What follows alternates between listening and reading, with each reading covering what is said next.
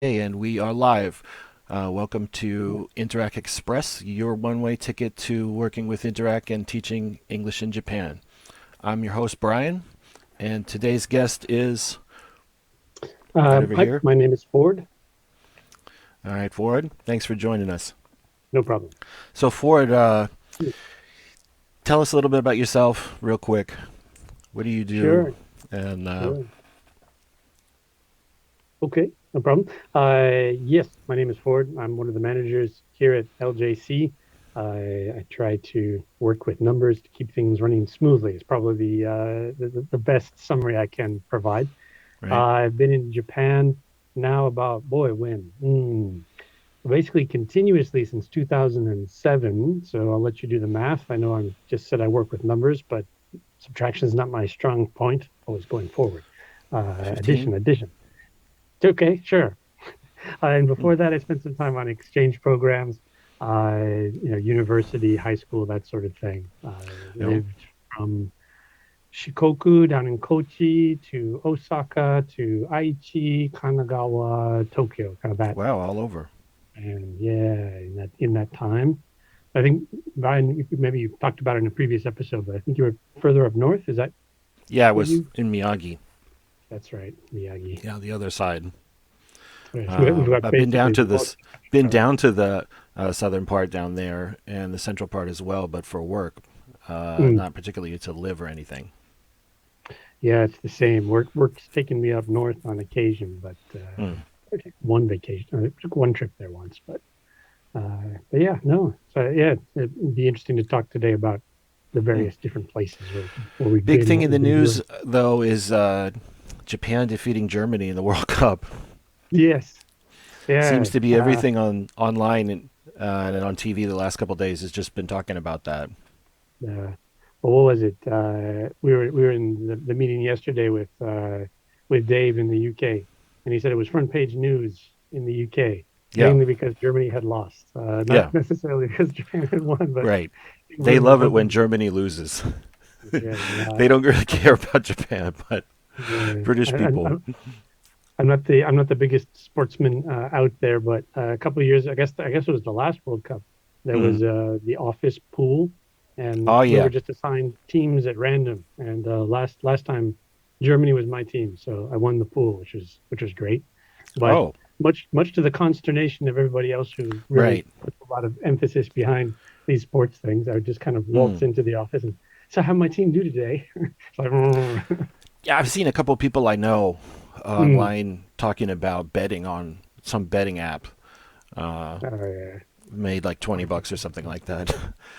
Far too fancy Um, for me. yeah, I wouldn't be interested either. Actually, soccer Uh, or they call football, mm, kind of had a bad experience with it in grade mm, school. yeah, Um, yeah. Our Americanness is showing, but I'm sure they'll get I a know parade or a good exactly game right. when they come back. So, Um, but okay, that's kind of a topic I want to get onto today is sure, sure. Japanese language, Mm, right. Japanese language learning, and Mm, I came here with no Japanese whatsoever. really? Actually, I'm a Spanish major in university. Mm, I never knew any Japanese words or anything. Tonkatsu was like uh-huh, the uh-huh. first word I learned. I Right? remember that's great. Oh, Yeah, I didn't know that. I knew you were also fluent in Spanish, yeah. but I didn't know you didn't know any Japanese before you came. Wow, that's even Mm, more impressive.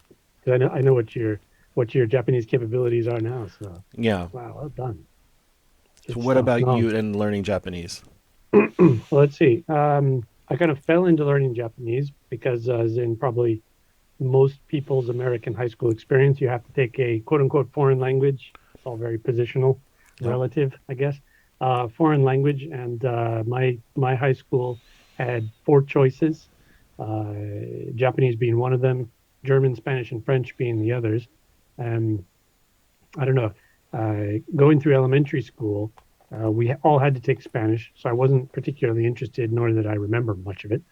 I wasn't interested in French, and I took one year of German actually. but let's just say it wasn't the nicest individual. Germany, boy, Germany is featuring in our conversations a lot today. But Yeah. uh, and so I spent a year there, burned a year, as it were, and didn't really want to do my second year. That's how much I disliked the teacher. And my friends were in Japanese, so they're like, okay, I The got two funny years thing left is in that I had a Japanese. very similar experience with Really, like Spanish. And Spanish. Okay.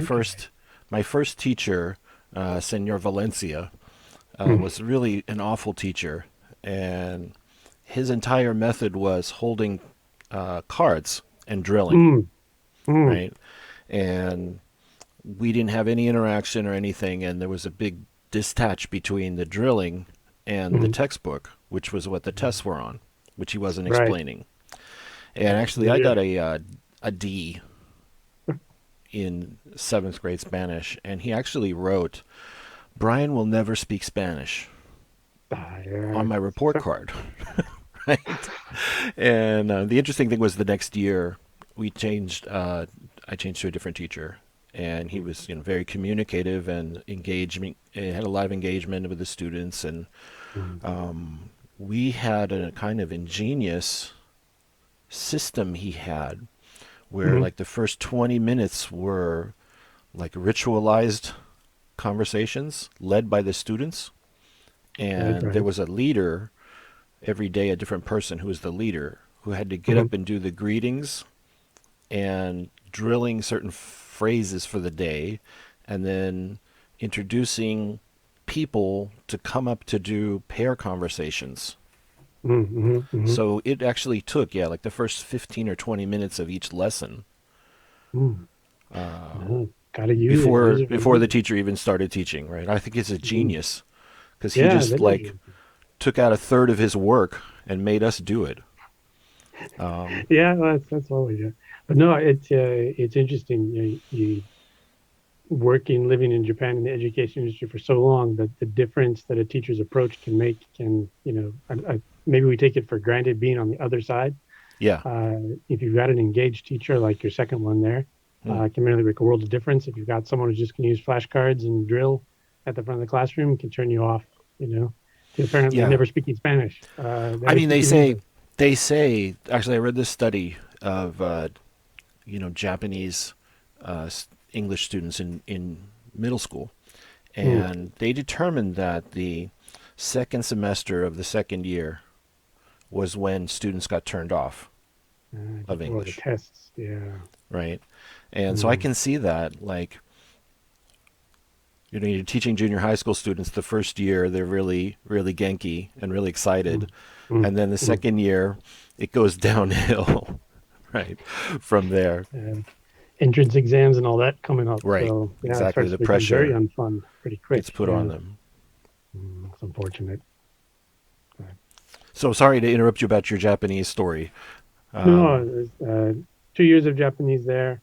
Then there was an exchange sister city program that was basically buy yourself an airline ticket, agree to host a kid from the sister city when they come over, and otherwise all expenses are covered. So went on that. I had a great time with my host families and such, and then just kind of fell into the rest of it. And kind of connects to everybody's Japan story, which I want to hear from you if you were so focused on Spanish coming to Japan. But yeah, and then everyone kind of has a thing like, okay, I came to Japan because I really like history or really like anime or something like that, and all that's great and wonderful. But when they ask me, it's like, well, why did you come to Japan? It was cheaper than going to Europe, and the rest just kind of happens. So, yeah, and not necessarily that unique, but I don't hmm, have a thing. It's like, wow, yeah. yeah. Other than that, but how did you find? So you spent all your time studying Spanish, All right, uh, and then 11 coming to years. Japan. What's that? I Well, don't think we've ever actually talked about it. yeah, I was in a relationship with a exchange student Uh-huh. in America, and she was studying travel, like to become a travel agent. Right. Okay. And then her visa was up and her course was up, and she went back to Japan. And she's like, "Well, why don't you try to come on over, Yeah. right?" And so I went into the college career center, Hmm. and they had different things that I was looking at going into. I was looking at going into being a court interpreter. I was looking at going Uh, into being a Coast Guard officer. hmm. Um, I was also looking at like craft cheese. Really? That's a Yeah, diverse yeah, range. yeah. At, Latin American cheese sales, right? Wow, Latin, like yeah, Spanish. Yeah. Okay, yeah, So they had a okay, that very developed. tracks. Yeah, I went to their presentation and I talked to their recruiters and said a very developed program Hmm. for moving people around Latin America and your career progression from local sales up to regional director and stuff like that. It's all mapped out. I was very impressive, right? Hmm. So I was very seriously considering craft cheese, Hmm. um, So among things. craft, like craft with a K, as in the brand craft, or Yeah, the like brand artisanal Kraft. cheeses? Yeah, Oh, okay. I was the thinking green like can of artisanal cheese. Parmesan cheese. Yeah, Okay, okay, Kraft yeah, singles. yeah. Yeah, Okay, yeah, those guys. sure. Um, yeah, serious about cheese. I Yeah, love cheese, and it's like it would have been great. great. It would have been great. So I was there, and they said, "Hey, why don't you try this jet program thing Mhm. as well?" And so I thought, There we go. "Okay, well, I'll Okay. just stack the deck and send it off." And Mhm. yeah, and you got in, Yep, yep. right? Like I came over, and it was Mm. in Miyagi. There you go. Yeah, jet program is how I wound up in Kochi. So yeah, okay, okay, yeah, that brings us up to One thing I speed. noticed about the jet program was really Hmm. interesting was that there were people on there who had Japanese degrees, Hmm. had JLPTs, Hmm. had like university exchange or high school exchange years. Hmm. And when I got there, it seemed like the hierarchy or the pecking order of people was based on your prior Japanese learning, Interesting. so to speak, right? But what I Interesting. noticed was Yeah.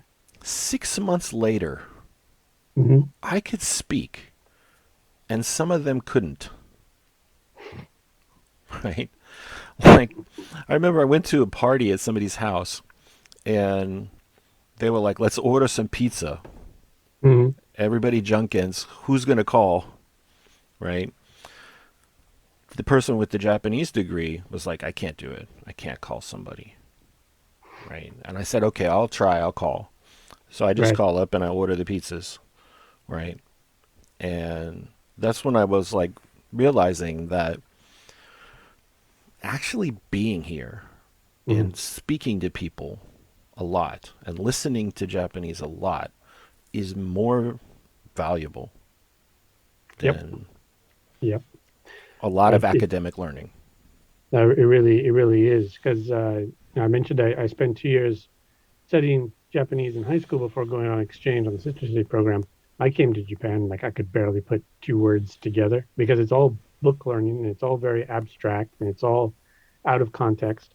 And until you find yourself in it, Right. and then something I was thinking about, for today's conversation, uh, once you get in it, then you have to stay motivated to stay in it because as you build your community, you build your people around you, and you get settled, there's always that kind of tendency to you'll improve your language to a level where you can function to what you feel is comfortable.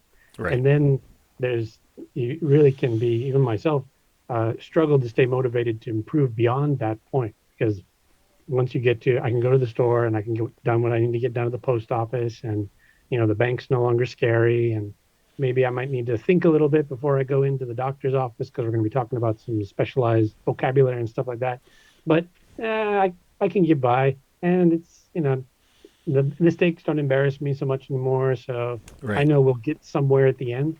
But Right. yeah, if you don't put yourself in that situation where you have to learn the language and keep yourself in it, Right. uh, yeah, that external stimulus improved. It really, it's a very But a lot of strong times here in personality that the can do it. environment itself is the stimulus. That's right. Yeah, yeah. Whereas if you were going to say study on Duolingo or some online app or some course, the stimulus is artificial. Mm, true. True. Whereas when you're here are these people. They are in front of you, Mm. right? You Mm. must speak to them, right? You Yes. don't have a Mm. choice, Yeah. Yeah. kind of a thing. In some ways, I think it can make you a better English teacher if that's what you're coming to Japan to do or doing here, because Hmm. you understand firsthand that oftentimes, language as a communicative activity is often more important than it to be a correct activity in the sense that, like, and this maybe is a bit of me, how I justify this in my own mind because I'm not very strong at grammar and all the rest of that kind of stuff. But I can get my point across. Sometimes it's not going to be particularly pretty, Hmm. but it'll get the job done. Whereas a lot of people maybe when they're first starting out are worried about, am I going to get all the particles in the right place? Am I going to get all the rest, lined up? Am I going to make some embarrassing mistake? Right. But Am you'll I going to use find the that correct register of polite speech and exactly. stuff? Yeah, but you'll often find that, as I think we do for many people who are learning English for the first time, as the listener, you're going to be doing a lot of filling and interpreting and kind of like, I don't say covering up for the mistakes, but compensating for the person's language level. At the end of the Right. day, you're going to have a good experience. So, yeah, it's kind of it's hard to do. I don't want to make it sound like it's easy, but putting aside kind of the pride and the worry a bit, and just kind of getting out there and throwing out the Japanese and picking up what's coming back and that kind Yeah. of stuff. Just You got to time use in, what you know, time in, yeah. right? You But got to. It's like playing ball catch with somebody. You have to throw that's the ball in order to catch it. that's right. But one thing though, as I was thinking about, okay, boy, how have I studied, or what advice might I have for other people? And there's a couple of things that I might have to recommend and maybe to look at. They're not particularly like secrets or anything like that. It's not a Right. magical recipe for success. But on those days when getting out there and putting yourself out there is maybe just a bit too much, a little bit more passive activities, perhaps. One of the things that I'll do on occasion, partly because I also want to get my money's worth out of NHK. They've got the sign language news, the Shua news, I think it Uh is. huh. I can't remember the times exactly. I'm not a religious watcher, but I found when I have watched, I was like, oh wow, you know, I understand a lot what's going on. Partly, I don't read sign language or the rest of that, but in order to make that broadcast accessible to people who can't hear, the topic that they're talking about, they'll have all the kanji, and then next to it they'll have all the furigana next to it as well too. So even if it's a character you can't read, unlike the normal NHK, which is also going a mile a minute, Right. because you're listening to it as opposed to having to read it and see it. You can study kanji that way as well too. Mm. It's also very topical because it's a news program. It's not like talking about in 1950, whatever, Mr. Right. Honda got an idea to make a motorcycle. It's like, okay, things that are actually going on in the world. Mm. And it's also kind of pitched to a speed that it's a little bit easier to absorb and Well, yeah, understand. because the And hands have to move at a certain exactly, speed. Yeah. exactly. And it's just really well put together and interesting as well, too. So, yeah, if you're ever looking for something like, I want to study, but I just want to stay home for a Mm. while, pick up on Yeah. the shoe on news, that's good I studied sign language for as well. half a year. Spanish, Japanese sign language. Yeah, and it's a very interesting thing, and the culture Mhm. as well is very interesting Yeah. when you talk to people that in sign language. I've actually signed with Japanese people before Really? in the subway. Yeah, In some way. and Sure. they were really, really happy to teach me some Japanese sign language. And Mhm. there's a few like common ones because most sign language in the world comes from French sign language was the That I original. didn't. Yeah. Interesting. And so most varieties are, Hmm. you know, kind of taken from that. And the Hmm. Japanese one is distinct and it's different, but Right. there's some things that you can look at it and they do a certain sign and you can realize what it is. Hmm. Hmm. And some are, common to each other like thank you and stuff like that. Yeah. Um, Yeah. yeah, it was Interesting. interesting to I'll try think it. about it. Um, Yeah. Well, let's see the other one that I'll watch, and this is not so much recently, but it's more age appropriate. if you have a family with young kids, especially those who are going into junior high school, or you're looking to kind of study Japanese from a reverse angle. They've got all those English language programs on NHK as well too. Right. Like Kiso Ego and whatnot. Hmm. But there's a sub variety that usually takes a more comical bent to things. I Right. don't think it's running these days, but it was. Let's see, what was it called? Shitagaru to Naraboy. And I wish I had done a little bit more research to get the names of the Hmm. comedians because they're well known. But what it is for people who haven't seen it before, it's based on the Kiso Ego model, which is kind of like a junior high school level English curriculum. And they take that and basically use that to reinforce, grammar structures, basic conversations, and things like that. Right. But as a native English speaker, what you can do with a program of that nature is get at Japanese grammar and Japanese sentence, formation structure conversations from a more common reference point that you already have, which is the English topic of the day. So Right.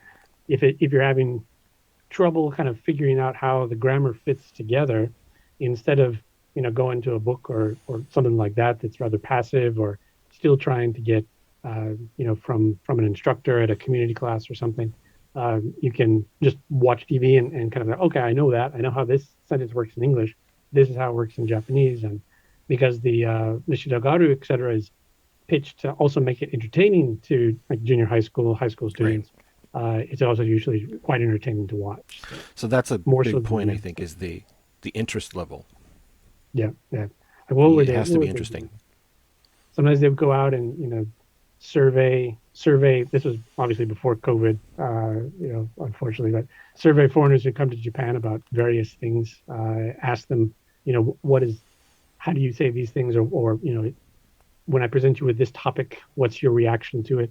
And then brings in the multicultural aspect too, because you've got people from France and China and UK and Australia and New Zealand, and they're just out there trying these grammar points and having conversations is really, really Mm. interesting to watch. I did a lot of listening practice with baseball. Baseball. Now yeah, Baseball. that would do it. Yeah, because when I was in the Spanish department, they told us to watch boxing because in Mexico, there's boxing almost every night, Mm-hmm. and the boxing announcers have the clearest pronunciation and the best grammar.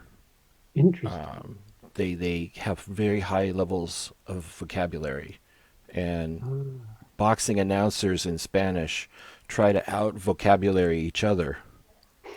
Right? They don't. okay. It's not a man punching. He's pugilizing him. He's they go to this Mm-hmm. next level of vocabulary, and Interesting. so I started to watch baseball every night after school and Mm-hmm. watch the game. And I realized in the beginning it was like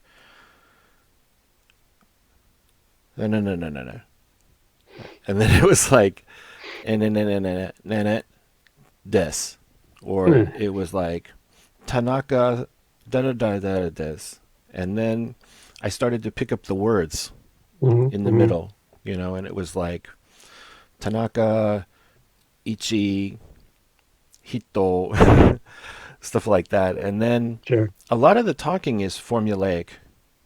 Yeah, that's true. So the guy will go da da da da da da da, and then the other guy will go so desu ne, so desho ne, like that, Right. and I would do that kind of a thing, and I just found that I was the string of speech. I Mm-hmm. was getting better and better at picking up each part of the string of speech through the repetition of the baseball announcing. Mm-hmm.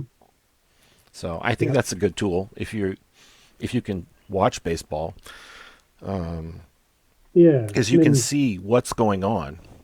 If you know the mhm. rules, you can understand quite easily what's going on.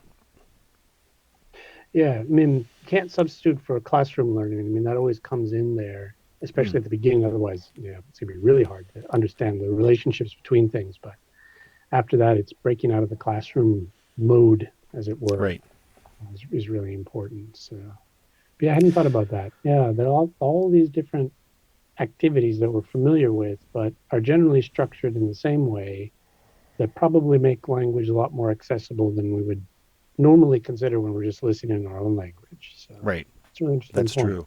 Yeah. So, Okay. just one other thing, we were talking about different places in Japan. Hmm. Uh, what was your favorite one, actually, out of all the places you've been to? Boy, favorite one. Well, I mean, uh, I've always thought to myself that if there was a way to actually make a living out of it, I would still be living in Kochi.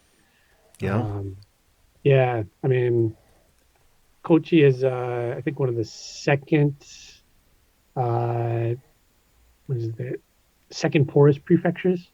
But Hmm. what it has, didn't have, at least when I was there, kind of in, infrastructure and all that kind of stuff, really made up for in the community and the people that were there. I mean, Right. you show up in rural coaching and it was, like you've been there forever. No one ever kind of gave you the Tokyo cold shoulder or anything like that. No. Lived in Tokyo now for a while. I know what that's about. Uh, but the reasons why I moved on was career related. Want to try something new, go in some new directions. But always fond to look back about on Kochi for sure. I don't know. How about you, Brian? You're up Yeah, I further feel up the north. same about, Miyagi and Hmm. also about Iwate to the north. I would probably, if I could choose, I would choose like Matsushima or Hmm. somewhere along the coast. Right. It's very beautiful. It reminds Right. me of like around Big Sur or near Monterey in Northern Ah, California. right. It's Pacific like that, Coast. Sure. and it's very picturesque. And just the same thing with the people, just Hmm. as your experience was mine there as well. Hmm. They just accept you, whoever you are, like, Yeah. and Uh, they'll readily take you into what they're doing, hmm. Hmm. right? This is So true.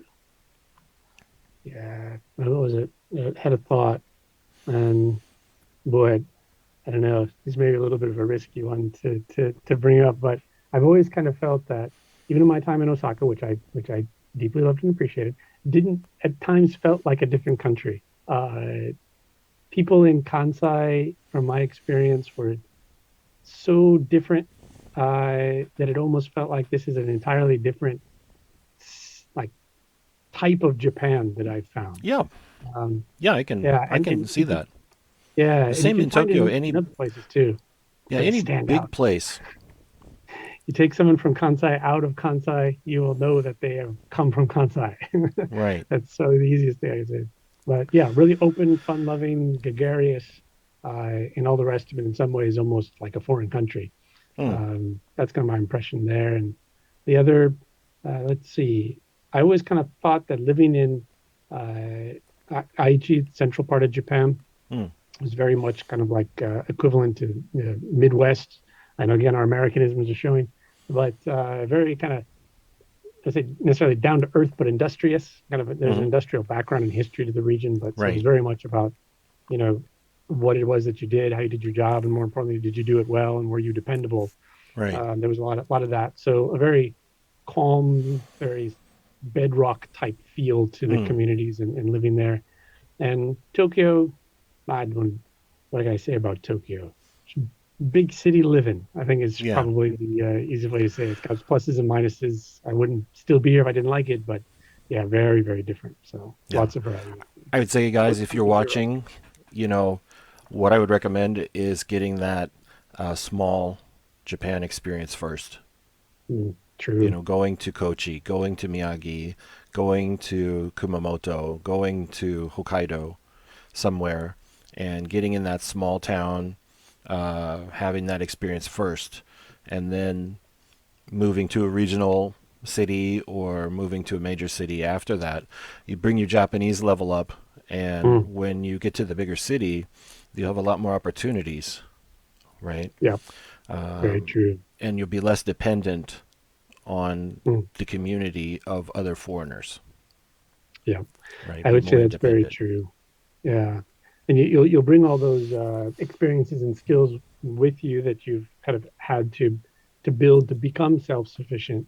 more so than if you had started in a big city where everything is much more easily available and Yeah, accessible to exactly. you as well too. And yeah, it just primes you for an overall much more, I would say, colorful and diverse experience in Japan than Yeah, definitely. just staying in one place all the time. But when you find that Hmm. one place that you love, stay there, sure. Stay But there. Yeah. yeah, you have plenty of opportunity, especially as a new arrival, not to set down too deeper roots right away. Mm, mm. That'd be my advice, I guess. Okay, guys. Well, Ford, thanks for joining us today. Sure. And first of all, make sure that you come by our site at interactnetwork.com and smash that apply now button and make an application. We're accepting applications now for 2023 and also 2024 if you're interested. We're completely back open from around the Yep. world. Back in So business. we're in business. Come on and make an application, and we'll see you here in Japan. That's All right. right. Thanks a lot. Thanks, Ford. Thank you Thanks, for everyone guys. who was watching. We'll be back next week. You have a nice weekend, and we hope to see you. Great. Thanks a lot. Okay.